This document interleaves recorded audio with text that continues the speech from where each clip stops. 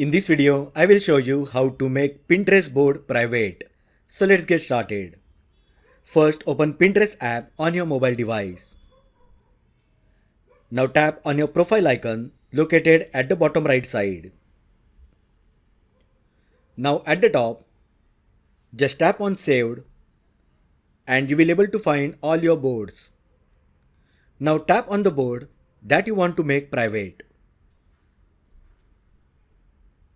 Next, tap on three dots located at the top right side. Now from the board options, just tap on Edit Board and Header Image.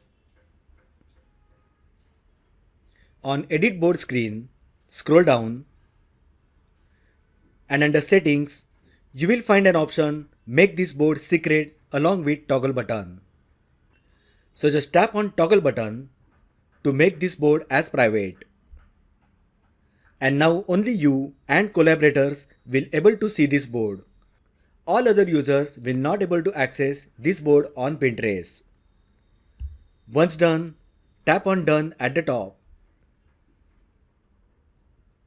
So that is how you can make Pinterest board private. If you find this video helpful, then like the video, share with your friends and subscribe to my channel. Thanks for watching and I will see you in the next video.